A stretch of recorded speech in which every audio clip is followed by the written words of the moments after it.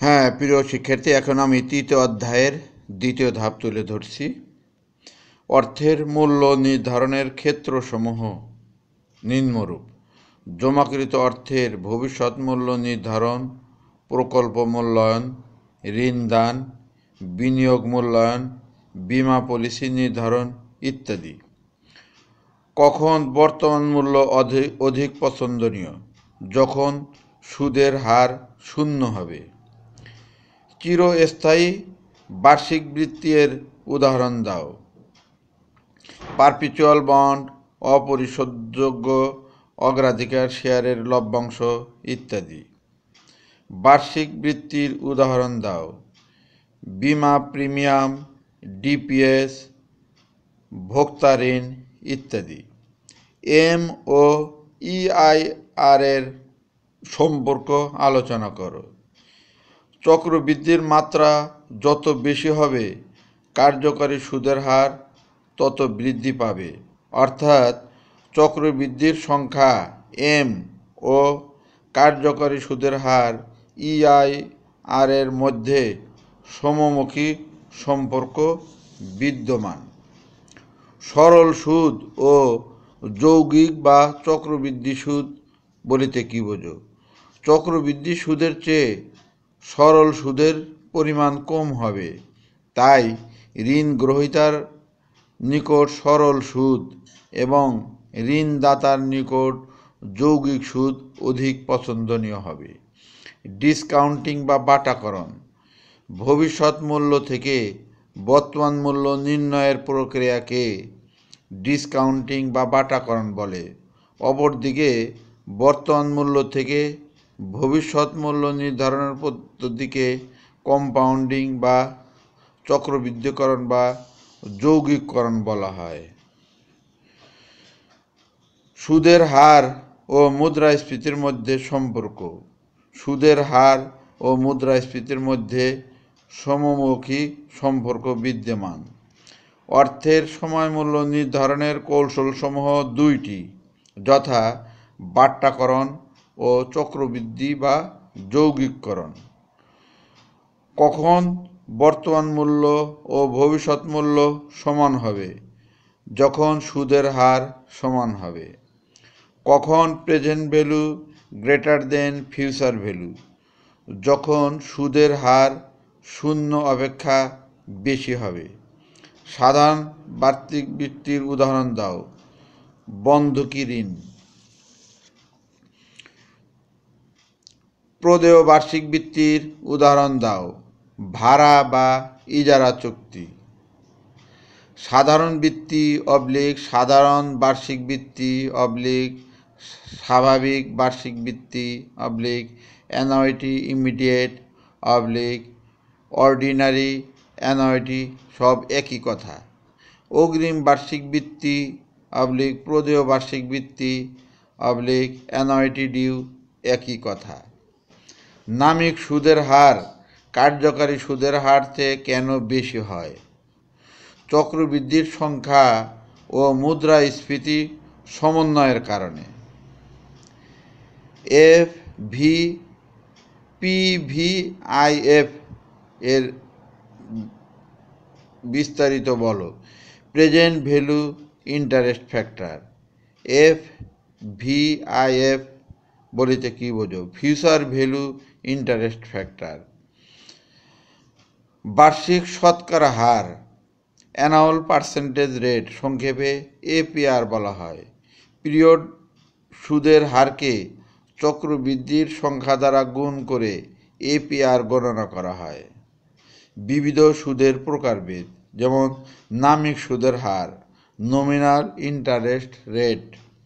যে সুদের হারের সাথে মুদ্রাস্ফীতি বা ইনফ্লেশন সমন্বয় করা হয়নি তাকে নামিক সুদের হার বলা হয়। যেমন এনআইআর =(1 + RIR (1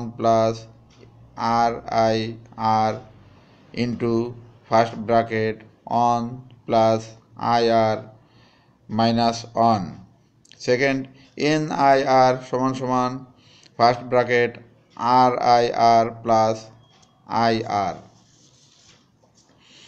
প্রকৃত সুদের হার রিয়াল ইন্টারেস্ট রেট, যে সুদের হারের সাথে মুদ্রাস্ফীতি সমন্বয় করা হয়েছে তাকে প্রকৃত সুদের হার বলে। প্রকৃত সুদের হার নিম্নোক্ত সূত্রের মাধ্যমেও বের করা যায়। রিয়াল ইন্টারেস্ট রেট RIR সমান nominal interest rate minus inflation rate সমান NIR minus IR। 2RIR into first bracket on plus NIR divided on plus IR minus on। কার্যকরী সুদের হার ইফেক্টিভ ইন্টারেস্ট রেট, কোনো বছরের সুদের সাথে বছরের চক্রবৃদ্ধি সংখ্যা সমন্বয়ের পর যে সুদের হার পাওয়া যায় তাকে কার্যকরী সুদের হার বলা হয়। কার্যকরী সুদের হার EIR সমান first bracket one plus I divided by M minus one. কার্যকরী সুদের হারকে ইফেক্টিভ ইন্টারেস্ট রেট EIR বা ইফেক্টিভ অ্যানুয়াল রেট EAR বা অ্যানুয়াল ইকুইভ্যালেন্ট রেট AER ইত্যাদিও বলা হয়ে থাকে।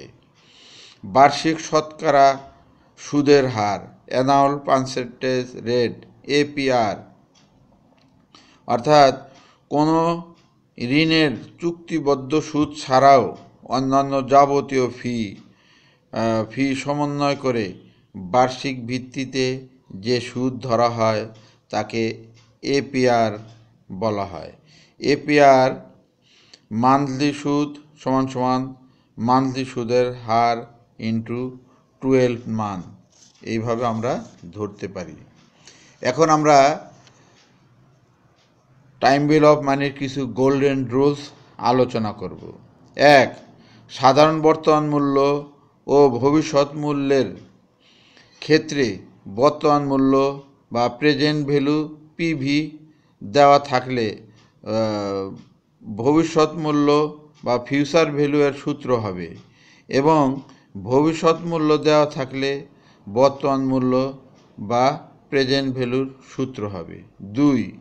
বার্ষিক বৃত্তির অ্যানুইটিতে বর্তমান মূল্য দেওয়া থাকলে বার্ষিক বৃত্তির বর্তমান মূল্য বা প্রেজেন্ট ভ্যালু এর সূত্র হবে, এবং বর্তমান মূল্য বা প্রেজেন্ট ভ্যালু বের করতে বললে বার্ষিক বৃত্তির বর্তমান মূল্য বা প্রেজেন্ট ভ্যালুর সূত্র হবে।